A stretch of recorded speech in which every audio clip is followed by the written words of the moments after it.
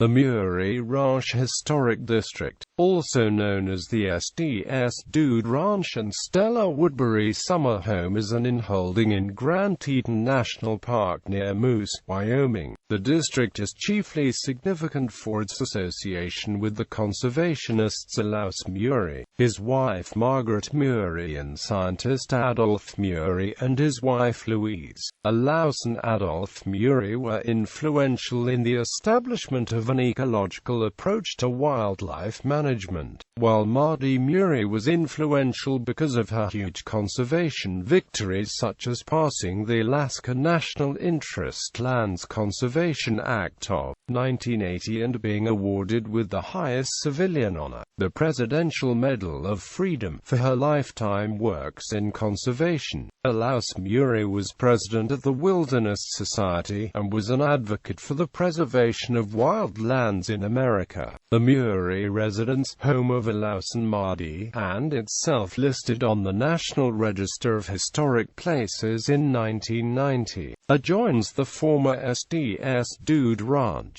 Both the Murie residence and the Sds Ranch provided accommodation for meetings of the Wilderness Society in 1953, and provided a base for writers and activists in the 1940s, 50s and 60s. The Muries. Olaus Murie was responsible for landmark studies on caribou and the relationship to the environment in Alaska during the 1920s. He was joined by his younger brother Adolph in 1922, and met his future wife, Margaret Mardy Thomas, in Fairbanks in 1924. Adolph later married Mardy's half-sister Louise. Olaus undertook a study of the elk population in Jackson Hole in 1927, controversially concluding that the artificially managed elk had exceeded the carrying capacity of the range because of the managed feeding. The study was a landmark in the development of a holistic view of ecosystems and their inhabitants. From 1937 to 1940, Adolph studied coyotes in Yellowstone National Park, publishing a report that contradicted the existing policies on predator control, leading to reversal of National Park Service policies that encouraged the elimination of coyotes in the park. Adolph continued his studies of predators, publishing The Wolves of Mount McKinley in 1944, which resulted in a similar reversal of Park Service wolf control policies in Alaska. Olaus and Mardy Murie moved to Jackson in 1927, living in a now-vanished house that they called Pumpkin House. Adolph and Louise moved to Jackson in 1939. At the time of the park's expansion with the creation of Jackson Hole National Monument, Olaus was at the time on the board of directors of the Wilderness Society. Olaus was also on the board of Jackson Hole Preserve, Inc., which administered the properties purchased by the Snake River Land Company for eventual incorporation into an expanded Grand Teton National Park. When the preserve acted on a proposal to create a fenced wildlife park in Jackson Hole, Murie resigned, prompting the National Park Service to disassociate itself from the venture, which proved short-lived. In 1945, Olaus Murie left government employment and became president of the Wilderness Society, at the same time moving to the Sds property. The ranch was the venue for the 1948 Wilderness Society Council. The ranch also hosted a number of prominent visitors, including grizzly bear biologists John and Frank Craighead during their early careers, and U.S. Supreme Court Justice William O. Douglas.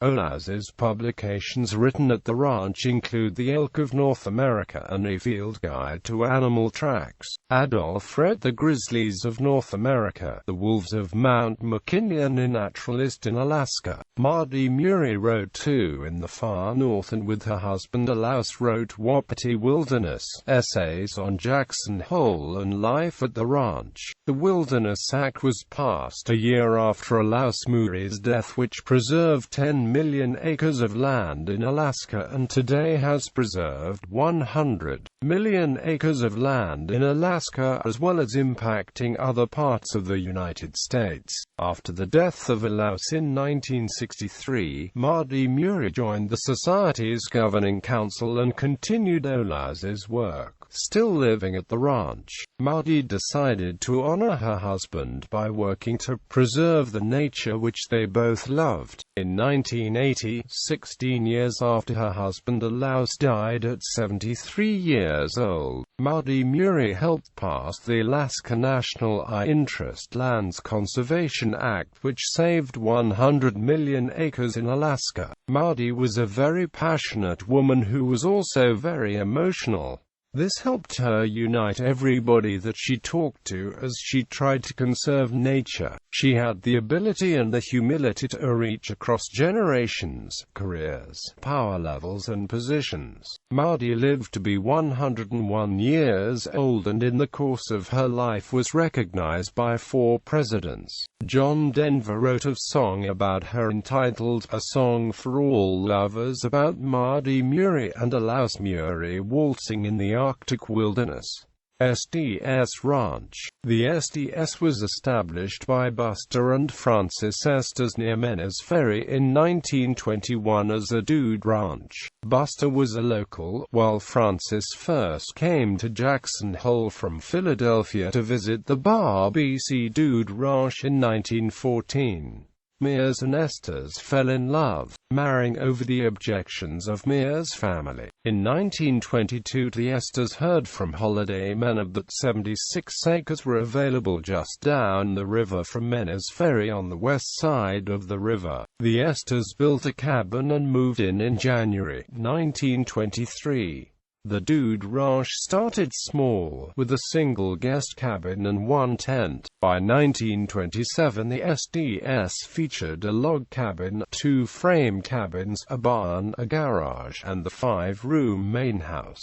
The Esters gradually expanded to a capacity of 24 dudes, charging $55 per week, less than the $70 or more charged by the White Grass of BC. The ranch flourished for a while, but was badly affected by the Great Depression. Rates went down, and a portion of the property was leased to the Nelson brothers, who built what is now the Murie residence. Buster and Frances built a new log house in 1940, but closed the ranch during World War II and worked in war production in Salt Lake City. The SDS was purchased by the Muries in 1946, with Adolph and Louise living in the original ranch buildings, Olaus and Mardy living in the Nelson house after 1950.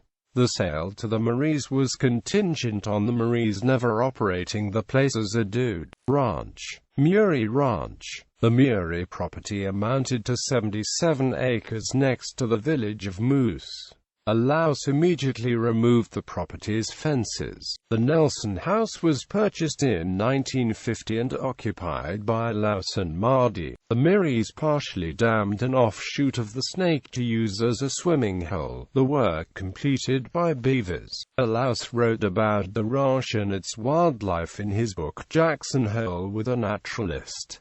Principal structures include the studio, a 1-story log building built in 1947 with 1 room and a front porch, used by Olaus Murie as a painting and drawing studio. Homestead Cabin, SDS Lodge, the original Esther's homestead, built in 1925. The Homestead Cabin was the principal building of the SDS Ranch. It was expanded gradually, evolving from a square 280-shaped plan with additions for a lounge, dining room and library. The homestead's doors are notably short, since Buster Estes was short and adapted the doors to his dimensions. Murie Residence, formerly the Woodbury Residence, the 1-story log house was built in 1942 with views of Grand Teton from within. The original house comprises 8 rooms, with another room in a 1950s addition. Cabin, a one-story log building with 3 rooms. Esther's Cabin, the home of Buster and Frances Esters after they made the Homestead Cabin into the SDS Lodge. The Esther's Cabin was moved to the site from an unknown location in Jackson. It was originally built about 1925. After the Muries purchased the ranch, it was occupied by Inga Coet. Robin's Nest Cabin, located next to the Esther's Cabin, the single-room cabin was built about 1925. The Esters used it as a bedroom for their daughter, while Inga Coet used it as a guest house. Movie Wood Cabin, the wood frame cabin was built about 1925 and was used as an office and cutting room for a documentary on Mardy Murie entitled Arctic Dance, The Mardy Murie Story. It is now an office for the Murie Foundation. Alec Dulick's Cabin. The Alec was built about 1925 as a one-story, 2-room log cabin with a communicating door between rooms, each of which has a separate exterior door. Cabin Belvedere, a 1-room 1925 log cabin. Cabin Polaris. Similar to Belvedere, the cabin was once thought to be Adolph Murie's study, an idea now discredited. Montana Duplex Cabin. Divided into 2 equal rooms, the 1925 Montana Cabin was used as 2 guest units with no interior door.